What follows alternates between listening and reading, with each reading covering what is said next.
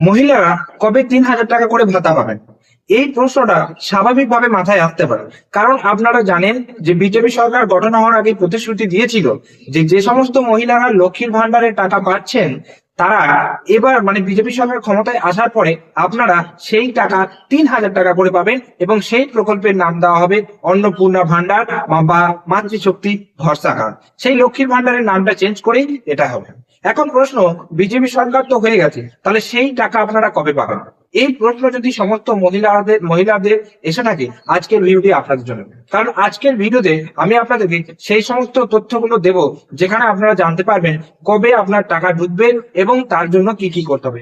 একটা প্রতিবেদন আমি পেয়েছি, সেটা আপনাদের সামনে স্ক্রিনে তুলে ধরবো, তো স্ক্রিনে সরাসরি আপনারা দেখতে পাবেন। এছাড়াও ভিডিও ডেসক্রিপশন লিঙ্ক দিয়ে দেবো, সেখান থেকে আপনারা জানতে পারবেন। কি বলছে পুরোটাই দেখুন।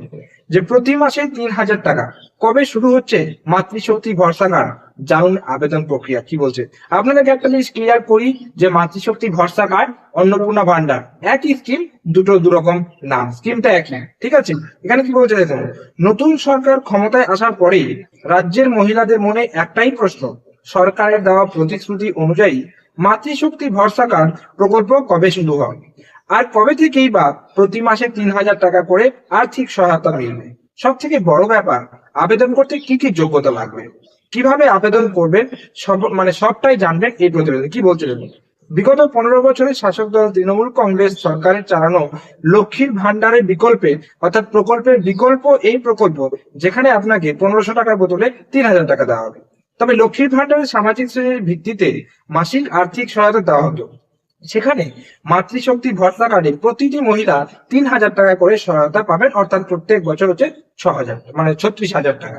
এবার এই প্রকল্পের জন্য যারা আবেদন করবেন কি কি লাগবে, মানে কি রকম যোগ্যতা লাগবে, আপনাদেরকে বলে রাখি। এই প্রকল্প হচ্ছে লক্ষ্মীর ভান্ডারেরই বিকল্প প্রকল্প, অর্থাৎ বিকল্প স্কিম।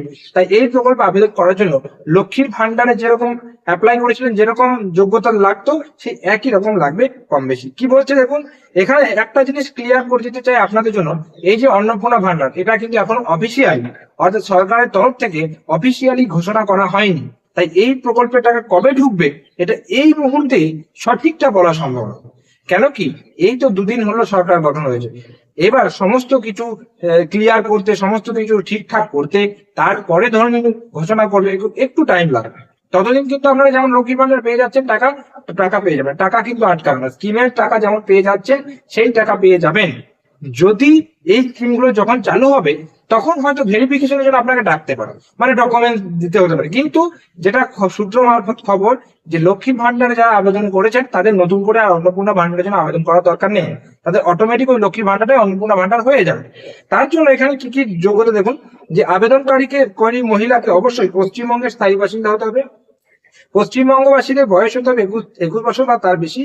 আবেদনকারীকে সরকার নির্ধারিত আর্থিকভাবে দুর্বল শ্রেণীর অন্তর্ভুক্ত থাকতে হবে। পরিবারের বার্ষিক আয়ের সীমা বেশি হওয়া চলবে না। আবেদনকারীর আধার নম্বরের সঙ্গে বৈধ মোবাইল নম্বর লিঙ্ক থাকতে হবে এবং ব্যাংক অ্যাকাউন্ট সক্রিয় থাকতে হবে। এবার দেখুন এখানে কি বলছে, আবেদন প্রক্রিয়ার ক্ষেত্রে কি বলছে, যে এখনো কিন্তু এটা আবেদন শুরু হয়নি।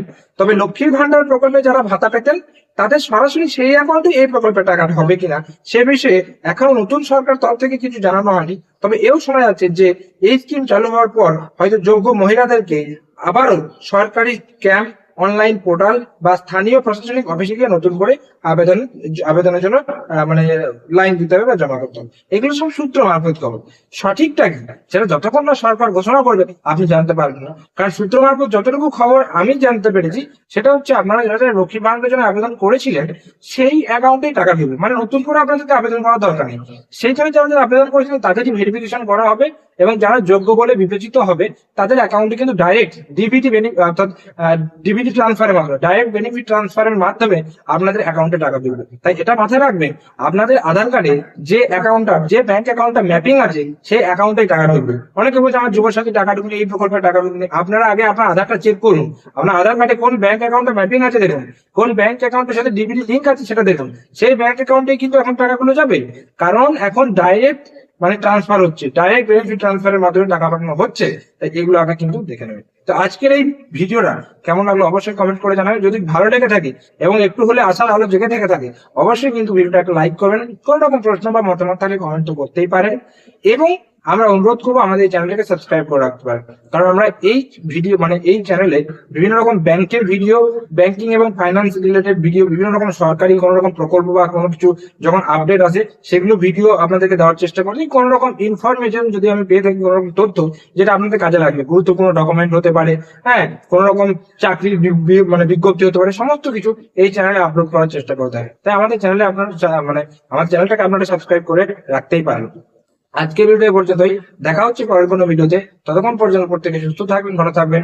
টাটা এবং ধন্যবাদ সকলকে।